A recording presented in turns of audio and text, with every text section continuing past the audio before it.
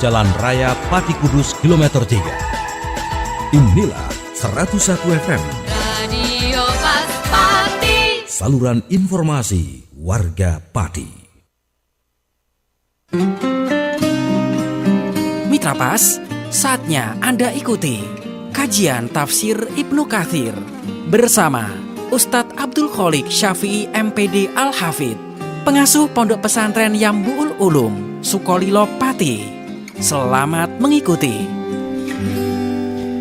Assalamualaikum warahmatullahi wabarakatuh. Makin pas, makin pasti, Pas FM pasti. Bismillahirrahmanirrahim. Mitra Pas FM yang dirahmati Allah, pertama-tama segala puja dan puji hanyalah milik Allah Subhanahu wa Ta'ala.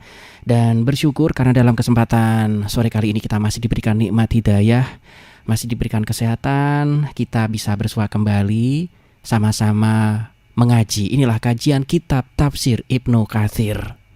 Tak lupa juga sholawat ma'asalam kepada Kanjeng Nabi Muhammad Sallallahu Alaihi Wasallam yang kita nantikan syafaatnya di hari kiamat nanti. Baik Mitra Pas FM yang dirahmati Allah, senang rasanya sore kali ini saya Arif Fanili bisa kembali hadir untuk Anda. Kajian kitab tafsir Ibnu Katsir, kita sudah sampai kaji kita tentang surat Ar-Rum ayat 22 bersama Ustadz Abdul Kholik Syafi'i MPD Al-Hafidh, pengasuh Pondok Pesantren Yambu'ul Ulum, Sukolilo, Dukuh Tambang Sari RT 6 RW 4 Pati. Saya undang Anda untuk ikut bergabung nanti berinteraktif saat dialog ya, tanya jawab nanti akan kami buka space waktu. Anda bisa telepon lewat 02953858877, WhatsApp di 085277999101. Dan kami juga live menggunakan audio visual, jadi Anda bisa komentar di kanal YouTube kami Pas FM Pati Mitra Pas. Anda bisa like, subscribe, kemudian share ke ikhwan Anda linknya. Dan sore kali ini sudah rawuh di Studio 1 Radio Pas FM Pati untuk memberikan pencerahan kepada kita. Beliau adalah Al-Ustadz Abdul Kholik Syafi'i MPD Al-Hafidh, pengasuh Pondok Pesantren Yambu'ul Ulum, Sukolilo, Dukuh Tambang Sari RT 6 RW 4 Pati. Assalamualaikum warahmatullahi wabarakatuh, Ustadz. Waalaikumsalam warahmatullahi wabarakatuh. Monggo, Ustadz. Assalamualaikum warahmatullahi wabarakatuh.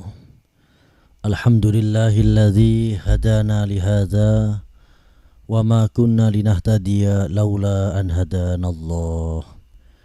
Asyhadu an la ilaha illallah wahdahu la syarikalah wa asyhadu anna Muhammadan abduhu wa rasuluh.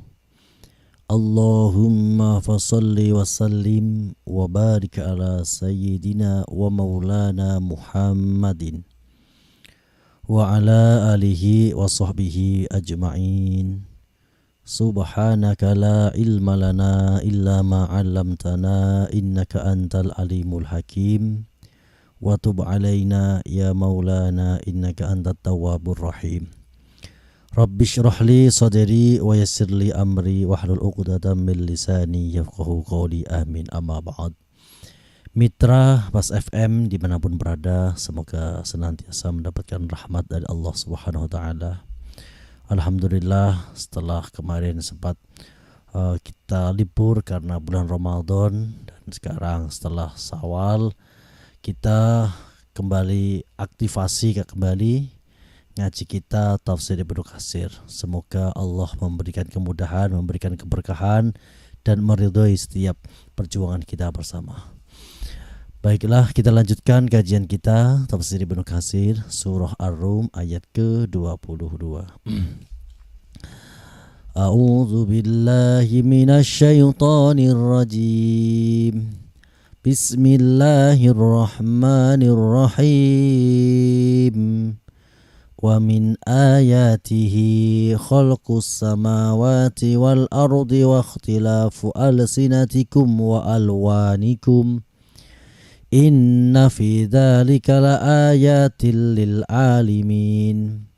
Wa min ayatihi manamukum bil laili wan nahari wabtighaukum min fadlihi. Inna fi dzalika la ayatin liqaumin yasma'un. Yaqulu ta'ala, Allah berfirman, wa min ayatihi ay adalati ala qudratihil azimah. Allah menjelaskan tanda-tanda kudrahnya, kekuasaannya yang sangat al-azimah, sangat mulia, keagungan Allah. Apa itu? Khalqus samawati wal ar, ay khalaqus samawati fi irtifaiha wa tisaiha wa sufufi ajramiha wa zuharati kawakibiha wa nujumi as-sabiti was sayarat. Allah menciptakan samawat, langit yang menjulang tinggi, luas sekali. Di sana dihiasi bintang-bintang yang sangat banyak yang tidak bisa dihitung berapa jumlahnya, dan dengan berbagai macam meteor-meteor yang bergerak terus di luar angkasa sana. Ini tanda kekuasaan Allah. Semuanya teratur. Sesuatu yang teratur, tertata, menandakan ada yang mengatur by design, yaitu Allah yang mampu mengelola semua ini. Allah. Kemudian wa khalaqal arda fi khifadhiha wa kasafitiha wa ma fiha min jabalin wa audiyatin wa biharin wa qafarin wa hayawarin wa asyarin. Kemudian tanda-tanda kudrahnya Allah yang al-azimah kembali, yaitu Allah menciptakan bumi yang datarannya banyak sekali. Ada dataran rendahnya, ada dataran tingginya, terus segala kepadatan flora dan fauna di dalamnya. Wa ma fiha minan jibalin, di dalam bumi ada gunung-gunung, wa audiyatin, ada lembah, biharin, samudra-samudra, qafar, gurun-gurun, dan segala hayawan dan pepohonan. Ini menandakan ada yang menciptakan. Setiap sesuatu yang wujud, penyebabnya adalah sesuatu yang wujud juga. Tidak mungkin sesuatu yang wujud disebabkan sesuatu yang tidak wujud. Sesuatu yang ada yang menciptakan sesuatu yang ada juga.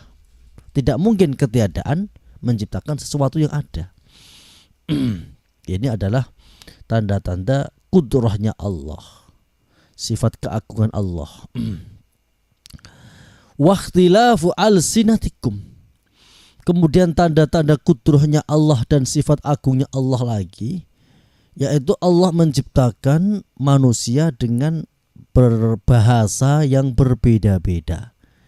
Meskipun sama dari terah Nabi Adam alaihi salam, tapi bahasanya beraneka ragam. Al-lughat fahaula bil-lughatil Arab. Ada yang berbahasa Arab, wa haula'i Turki, Tutsri. Ada yang berbahasa Turki. Lahum lughatan ukhra, dan bahasa yang lain. Wa haula'i Karaj, bahasa Karaj. Faranji, bahasa Romawi. Habasah, bahasa Ethiopia. Wa haula'i Hunud, bahasa Hindi, India. Wa haula'i Ajam, dan bahasa-bahasa yang selain bahasa Arab.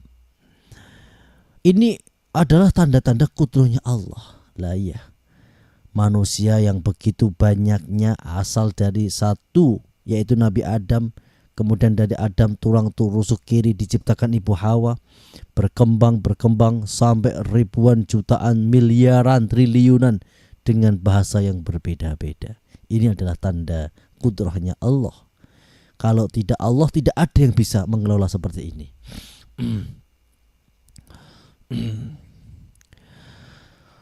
Mimma la ya'lamu illallah ta'ala min ikhtilafi lughati bani Adam. Dan bahasa ini masih banyak lagi bahasa yang ribuan yang tidak diketahui kecuali hanya Allah yang maha mengetahui. Baru kita sebagai warga Indonesia, bahasa Indonesia ada bermacam-macam. Ada bahasa Jawa, bahasa Sunda. Bahasa Jawa ada berbagai macam dialek ya. Ada dialek Pantura, Pati, Rembang, ada dialek Ngapak, dan berbagai macam. Nah, ini Allah yang mengelola. Kalau tidak Allah, tidak mungkin bisa mengelola seperti ini. Kemudian wakhtilafu alwanihim, berbeda-bedanya warna kulit manusia.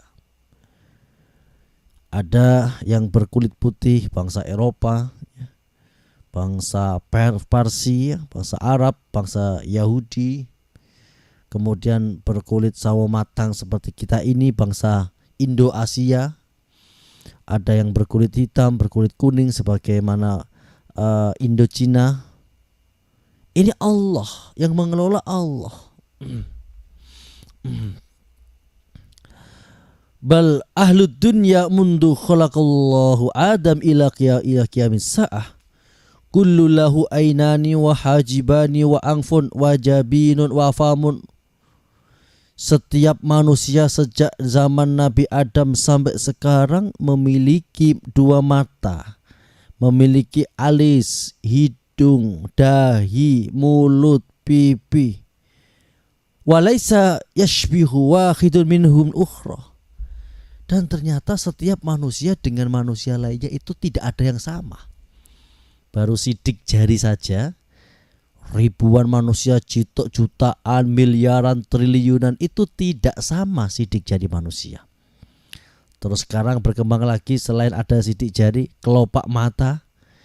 Itu kalau kita masuk ke negara lain, dicek paspornya, itu ada kamera yang mengarah ke mata, karena tidak ada yang sama. Meskipun bapaknya sama, ibunya sama, tapi tidak sama. Sidik jari berbeda, karakter berbeda, kelopak mata berbeda, dan sekian macam perbedaan. Ini kalau tidak Allah, tidak ada yang bisa mengelola seperti ini, tidak ada yang bisa membuat seperti ini. Ini hebatnya kudrahnya Allah, sifat agungnya Allah yang mampu mengelola semua ini. Jadi sesuatu yang luar biasa pasti dilakukan oleh zat yang maha luar biasa. Sesuatu yang dahsyat pasti dilakukan oleh zat yang maha dahsyat. Dan itu Allah.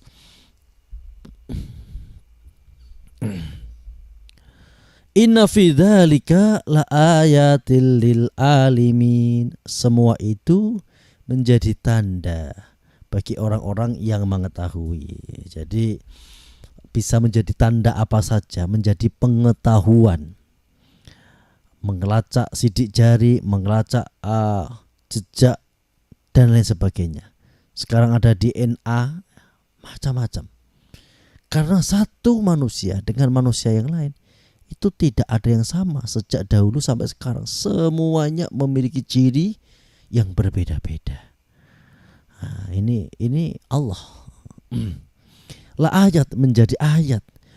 Wa min ayatihi manamukum bil-laili wan-nahari wa batighukum min fadli. Dan sebagian ayat-ayatnya Allah yaitu adalati ala qudratihil azim, menunjukkan kudrahnya Allah yang agung, yaitu ja'alallah min sifatin naumi fil laili wan nahar. Gusti Allah niku ndadekaken menjadikan tidur niki sebagai rehat, refresh, recovery, untuk memperbaiki sel-sel yang rusak dalam tubuh kita dengan tidur. Fihi tahsilu rohati, di dalam tidur itu menghasilkan istirahat, wa sukunul harokat, tenang. Jadi tidur itu salah satu ayatnya Allah. Kenapa? Ya karena orang itu bisa bertahan tanpa jabatan, bisa bertahan tanpa harta, tanpa apapun. Tapi orang tidak mungkin bisa bertahan tanpa tidur. Satu hari gak bisa tidur, konsultasi dokter. 1 minggu gak bisa tidur, harus dikasih obat. 1 bulan, 1 tahun itu bisa merenggut nyawa. Insomnia itu bahaya sekali. Karena ketika manusia tidak bisa tidur, ini sel-sel yang ada pada tubuhnya ini tidak stabil. Kepalanya pusing, matanya pedes, badan terasa berat, dan berbagai macam masalah yang timbul akibat tidak bisa tidur. Jadi tidur ini yang bisa mengelola Allah. Jadi rahmatnya Allah, ayatnya Allah itu memberikan nikmat manusia kepada tidur. Maka jangan sepelekan. Jadi kalau orang-orang Jawa itu memiliki sebuah jargon bahwa hidup bahagia itu ya mangan enak, turu kepenak. Jadi kalau kita melihat seperti itu, belum tentu kita ini yang sebagai rakyat biasa yang tinggal di pelosok desa kalah nikmat, kalah bahagia dengan para sultan yang ada di kota-kota besar. Orang-orang besar, orang-orang kaya, para sultan di kota besar itu untuk bisa tidur itu membutuhkan sekian cara yang banyak, yang ribet. Harus di ruangan yang ber-AC, tempat tidurnya harus merek begini. Itu saja kadang-kadang masih belum bisa tidur, masih didoping pakai obat penenang dan sebagainya. Nah, kita sebagai rakyat biasa yang tinggal di pedesaan, dimanapun kita bisa tidur, beralaskan karpet, tidur seadanya. Jadi tidur ini luar biasa. Jadi ini bagian dari ayatnya Allah.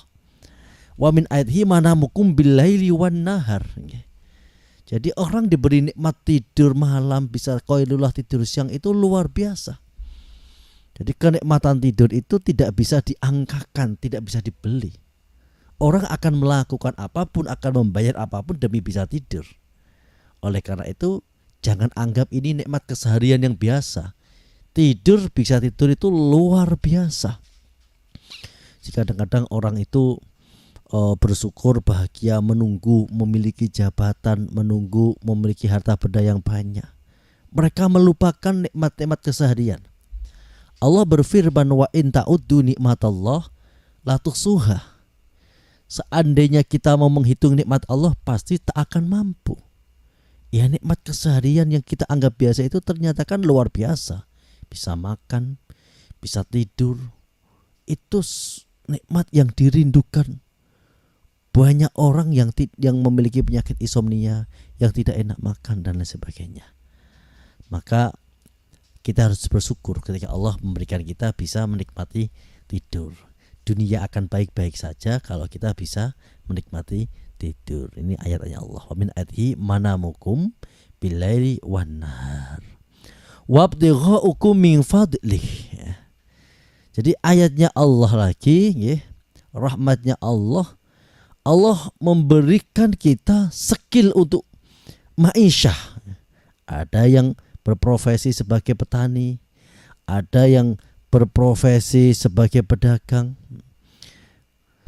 yang berjalan ke sana kemari, wangtisyari wasa'i fil asbabi, mereka menyebar kemanapun penjuru untuk mencari rezeki. Ini tanda-tanda kudrahnya Allah. Seandainya tidak ada kudrahnya Allah, kita tidak akan bisa bepergian ke sana kemari. Contoh misalkan kita tidak akan mungkin bisa melakukan bepergian ketika ada bencana. Seperti kemarin saudara kita di Aceh, di wilayah sebagian Sumatera Utara, ketika terjadi bencana jalan putus, akses darat tak bisa, akses udara, cuaca masih kurang mendukung, masih mendung, banyak awan. Ini contoh bahwa kita sebenarnya bisa kemana-mana itu karena rahmatnya Allah. Seandainya tidak ada rahmatnya Allah, kita nggak bisa kemana-mana. Baru kemarin bulan puasa yang kemarin, yang berapa tahun belakangan kemarin itu, ketika wilayah Demak Karanganyar masih banjir, terus kemudian wilayah Gubuk Purwodadi banjir. Kita saja mau ke Semarang bingungnya luar biasa. Itu baru satu titik. Coba kalau beberapa titik seperti yang ada di Aceh itu, mereka benar-benar terputus akses, jembatan putus, jalan hancur, pasokan terhenti. Maka ini nikmat. Kita bisa seperti ini, bisa melakukan aktivitas seperti biasa, bertani, berdagang, bekerja. Ini nikmat yang harus disyukuri. Jadi nikmat itu tidak menunggu apa yang kita inginkan, tapi nikmat itu apa yang kita butuhkan Allah berikan. Kita tak pernah memilih hidup, Allah berikan hidup. Kita tidak pernah memilih, meminta bisa tidur, bisa makan, bisa beraktivitas, tapi Allah berikan ini. Itu nikmat. Maka syukuri itu. La in syakartum la azidannakum. Kalau kita bersyukur, Allah tambahkan nikmat. Wala in kafartum, ketika kita mengkufuri, Allah akan berikan siksa yang sangat pedih. Inna fi dzalika laayatil liqaumi yasmaun. Semua ini menjadi ayat, menjadi tanda-tanda kekuasaan Allah bagi siapa? Yaitu orang-orang yang mau mendengarkan nasihat, ya, mendengarkan kebaikan. Tidak hanya pandai berbicara, tapi juga pandai mendengar, pandai mengambil manfaat. Ini ada sebuah hadis. Suatu saat ini diceritakan dari ini. Hadatsana Saur bin Yazid an Khalid bin Ma'dan sami'tu Abdul Malik bin Marwan yuhdisu an abihi an Zaid bin Sabit. Zaid bin Sabit ini sahabat Nabi radhiyallahu anhu. Kata Zaid bin Sabit ini termasuk sekretaris Nabi yang tukang nulis Al-Qur'an ini, Zaid bin Sabit. Asobani urukun minal lail. Suatu saat saya, kata Zaid bin Sabit, menderita insomnia, mboten saged turu. Niku susah mboten katakan tenan nggih. Fasyakautu dzalika ila Rasulillah, maka aku mengadu kepada Rasulullah, kata Zaid, ya. Faqala, Nabi bersabda, qul Allahumma gharatin nujum wa hadaatil uyun wa anta hayyun qayyum ya hayyu ya qayyum anim aini wa ahdi laili. Ini doa ketika kita tak bisa tidur. Allahumma wa Allah gharatin nujum, zat yang membenamkan malam, wahadatil uyun, mata-mata telah terpejam, wa anta hayyun qayyum, engkau adalah al hayyu yang maha hidup, qayyum yang kuat dan tak butuh apapun. Ya hayyu ya qayyum anim, ya Allah tidurkanlah aku, aini mataku, wahdi laili damaikanlah malam-malamku.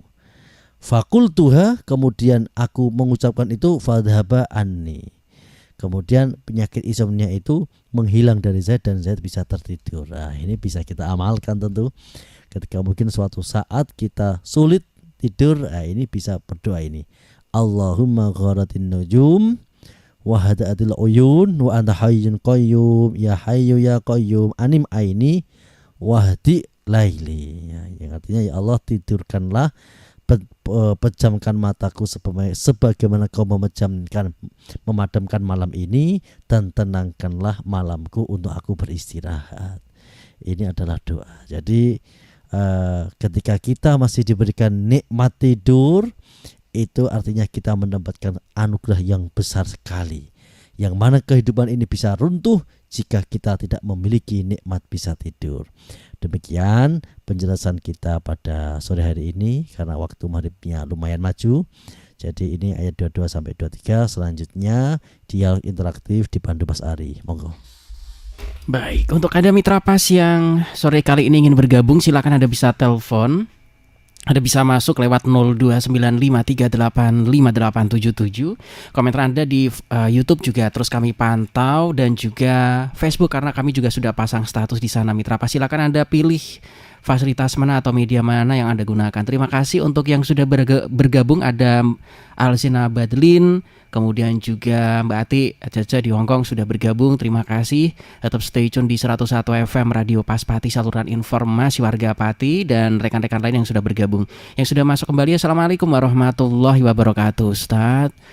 Waalaikumsalam warahmatullahi wabarakatuh. Baik, ini yang sudah bergabung dari Mas Syahroni ini menanyakan tentang perbedaan bahasa dan warna kulit.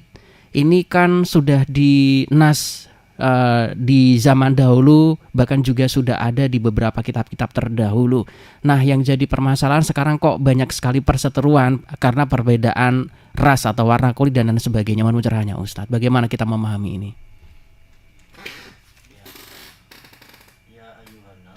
Ya ayyuhan nasu inna khalaqnakum min dzakari wa unsa wa ja'alnakum syu'uban wa qabaila lita'arafu. Inna akramakum indallahi atqakum innallaha alimun khabir. Ini adalah sebuah nas Al-Qur'an bahwa Allah memberikan takdir kepada kita diciptakan berbeda. Ada laki-laki, perempuan, kabilah berbeda, suku berbeda. Ini apa? Hikmahnya apa? Sisi positifnya apa? Lita'arafu, agar kita saling menghargai, saling mengenal, saling menyapa antara satu dengan yang lain. seandainya dibuat sama semua, justru tidak ada keindahannya. Kita tidak akan ada upaya usaha bagaimana saling menghargai satu suku, satu bahasa dengan suku yang lain.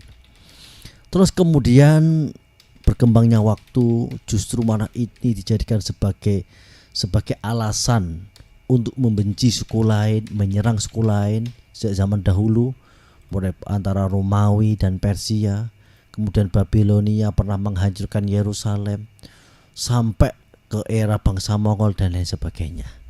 Itu karena hawa nafsu. Maka bagaimana pentingnya kita ini mengendalikan hawa nafsu. Sebenarnya manusia ini didesain Allah menjadi makhluk yang baik. Yulatu alal fitrah. Fitrah kita itu baik. Secara bawaan desain awal kita itu didesain bisa menerima perbedaan, bisa lita'arofu.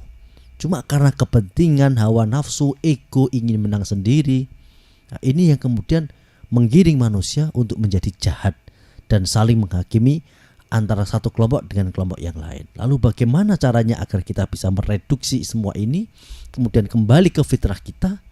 Ya tentu dengan belajar, dengan membaca keadaan, mengembalikan akal pikiran kita ke fitrah kita yang sebenarnya. Maka bahasa Al-Quran di dalam membahas kebaikan itu al-ma'ruf. Jadi kebaikan itu sesuatu yang diterima, dikenali akal. Kejahatan, kerusuhan, peperangan, penghinaan itu al-munkar, sesuatu yang diingkari oleh akal.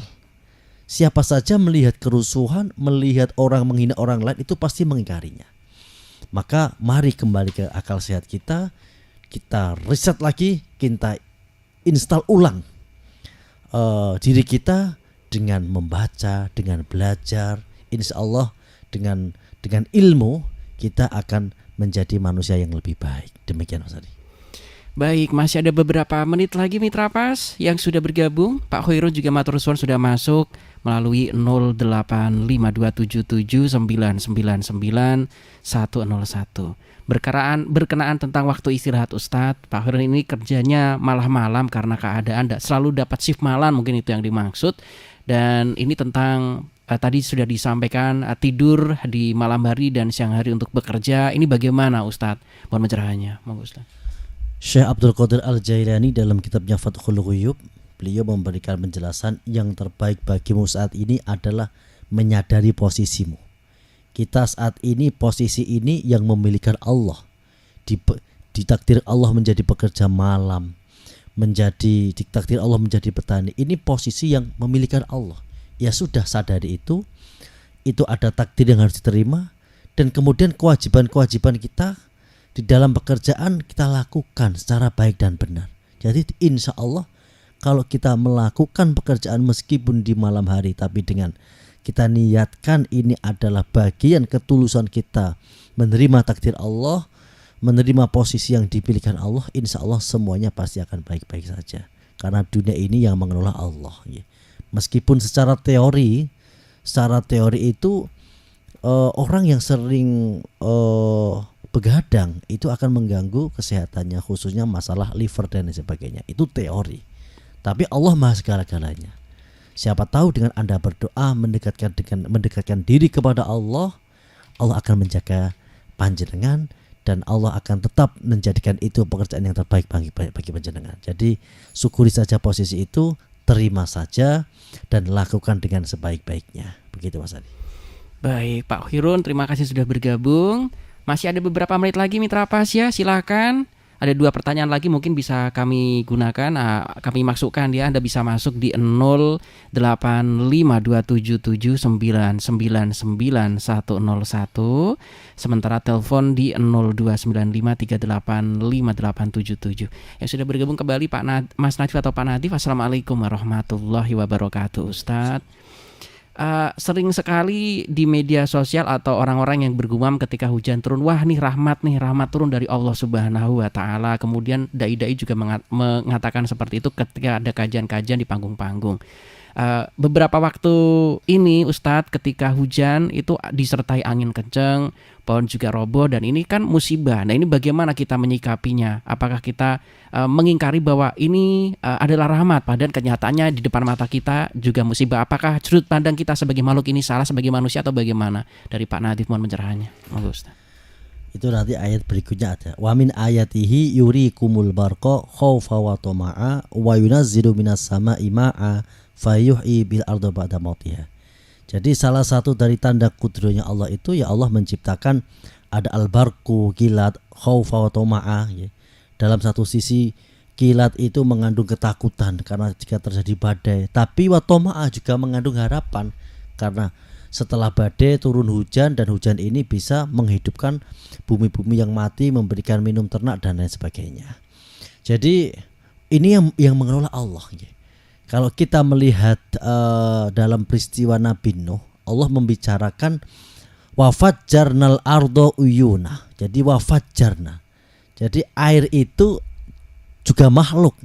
Ada yang air ini priai alusan ya, menenangkan, menyehatkan. Tapi juga ada yang fajar, air yang jenisnya fajar, preman kalau saya. Jadi kalau yang sudah yang keluar ini air-air yang jenis preman kayak yang di zaman Nabi Nuh, ya nggak pandang bulu, apapun di depannya pasti dihancurkan, merusak. Begitu juga angin, angin hujan. Kalau hujan ini Allah menghendaki ini menjadi rahmat, ya nanti hujan ini seperti sebagaimana ada Allahumma shayyiban nafi'ah. Jadi hujan ini hujan yang nafi, yang bermanfaat. Oleh karena itu ketika turun hujan kita itu disuruh untuk berdoa, mengharap rahmat kepada Allah dan supaya hujan ini tidak mengandung azab. Jadi memang selalu dua sisi Mas Ari. Jadi baik apapun itu kan makhluk, ya air hujan ya, air terus kemudian air ini air biasa yang di sungai, angin. Seperti kita lihat di ceritanya Nabi ini, Nabi Soleh ya, Nabi Soleh itu ketika Allah membicarakan angin itu birihin sorsorin, angin yang merusak, jadi angin yang jenisnya preman. Jadi yang nggak peduli kamu orang baik, kamu orang apa, kalau ia lewat ya dihancurkan semua. Tapi kalau angin-angin yang kalem, yang priaya itu sepoi-sepoi, itu menyenangkan. Jadi yang terbaik bagi kita saat ini kita selalu memohon rahmat kepada Allah, dan rahmat Allah itu luas, lebih luas dari apapun, sehingga siapapun makhluknya Allah, flora, fauna, manusia yang baik, manusia yang jahat, semuanya mendapatkan rahmat Allah, mendapat penghidupan, mempunyai hak yang sama untuk tinggal di bumi. Itu rahmatnya Allah yang disebut sebagai Ar-Rahman. Jadi kasih sayangnya Allah kepada siapa saja makhluk ketika di dunia. Nah, baru nanti ketika di akhirat baru Ar-Rahim, itu lebih sempit, yaitu rahmat diberikan di hari akhirat dan terkhusus bagi orang-orang yang beriman. Begitu Mas Ari. Baik, satu lagi Ustaz, kayaknya masih nyampe ini ya waktunya. Silahkan Pak Wawan yang sudah bergabung. Assalamualaikum warahmatullahi wabarakatuh Ustaz. Ini tentang perbedaan bahasa dan warna kulit manusia, bentuk mata, kemudian juga fisik, seringkali saat ini kan identik dengan pemeluk agama tertentu. Untuk ketika nanti perang besar selesai, itu kan kita nanti kebanyakan kan sudah beriman kepada Allah Subhanahu wa taala ketika Dajjal sudah berhasil dibunuh oleh Isa Al-Masih. Kemudian Ustadz, apakah pada saat itu semuanya beriman? Tetapi kenapa pada saat itu ada juga risalah atau juga informasi tentang adanya orang-orang yang masih juga tidak beriman padahal sudah menang besar? Mohon pencerahannya Ustadz, Pak Wawan. Jadi banjir besar di masa Nabi Nuh itu ada 3 putra Nabi Nuh yang ikut, Sam, Ham, dan Yafis. Sam itu kemudian menjadi nenek moyang bangsa Semit Eropa ya, Persia, Arab ini dari Semit, terus termasuk Yahudi itu. Terus Yafis ini menjadi nenek moyang bangsa Turki, terus kemudian bangsa Asia Tengah, Ya'juj Ma'juj itu. Terus Ham ini menjadi nenek moyang bangsa Afrika dan bangsa-bangsa Pasifik. Jadi kemudian mereka menyebar, saling bertukar keturunan sehingga memiliki corak-corak ras yang berbeda. Terus kemudian nanti di akhir zaman ya memang bagian dari hal yang kita yakini karena ini adalah janji Allah, yaitu manusia itu nanti akan turun Dajjal. Ada Ya'juj Ma'juj, kemudian Nabi Isa turun dibantu Imam Mahdi untuk membinasakan Dajjal. Setelah itu Ya'juj Ma'juj turun, Imam Mahdi dan Nabi Isa kewalahan sehingga mengungsi di sebuah gunung, dan Allah turunkan sebuah azab kepada Ya'juj Ma'juj sehingga mereka terbinasa dimanapun mereka berada. Terus kemudian makhluk menjadi bagus kembali di dalam pimpinan Nabi Isa dan Imam Mahdi. Sepeninggalan Nabi Isa dan Imam Mahdi, kemudian manusia kembali lagi menjadi makhluk yang jahat, dan setelah itu datanglah hari kiamat. Ini bagian dari takdir Allah, jadi bagian dari desain Allah yang harus dilalui. Jadi ya kita menerima saja. Jadi yang paling penting itu sebenarnya tidak ada keterkaitan ini kalau orang begini ini matanya begini ini berarti orang jahat, bukan. Jadi semuanya yuladu alal fitrah, manusia itu pada dasarnya baik, kemudian menjadi jahat sehingga mendominasi negara lain, menyerang negara lain, itu karena kepentingan, karena minyak, karena apa. Tapi kalau sebenarnya hati nuraninya ya mereka itu menyadari bahwa ini tidak baik. Lah begitulah. Jadi kembali ke fitrah, Idul Fitri kembali ke fitrah kita yang memanusiakan manusia. Insya Allah dengan demikian dunia akan baik-baik saja. Demikian Ustaz. Baik, Maghrib sudah tiba, saatnya kita closing. Mohon doanya Ustaz, monggo. Allahumma salli wa sallim ala sayyidina Maulana Muhammadin wa ala alihi washabihi ajma'in. Alhamdulillahi rabbil alamin. Allahumma ya Allah ya Rahmanir Rahim. Rabbana la tu'akhidna in nasina aw akhtana. Rabbana wa la tahmil alaina isran kama hamaltahu ala ladzina min qablina. Rabbana wa la tuhammilna ma la taqata lana bih wa'fu anna waghfir lana warhamna anta maulana fansurna 'alal qaumil kafirin. Sallallahu alaihi wasallam Muhammadin nabiyil ummi wa ala alihi wasallam. Subhana rabbika rabbil izzati amma yasifun wa salamun alal mursalin walhamdulillahi rabbil alamin. Demikian kajian kita sore hari ini, semoga bisa istiqomah dan memberikan kemanfaatan dan mendapat keberkahan dari Allah. Amin. Kurang dan lebihnya mohon maaf. Akhir kalam, ma'afu minkum. Wassalamualaikum warahmatullahi wabarakatuh. Waalaikumsalam warahmatullahi wabarakatuh. Mitra Pas nantikan kembali episode Rabu depan insya Allah dari jam 5 hingga maghrib tiba. Saya Rifanili beserta kerabat kerja Radio Pas FM Pati mohon pamit. Informasi Pas FM pasti. Wassalamualaikum warahmatullahi wabarakatuh. Mitra Pas, demikian tadi telah Anda ikuti kajian tafsir Ibnu Katsir bersama Ustadz Abdul Kholik Syafi'i MPD Al-Hafidh, pengasuh Pondok Pesantren Yambu'ul Ulum, Sukolilo Pati. Kajian tafsir Quran Ibnu Katsir di Radio Pas FM Pati bisa Anda ikuti kembali pada Rabu minggu depan.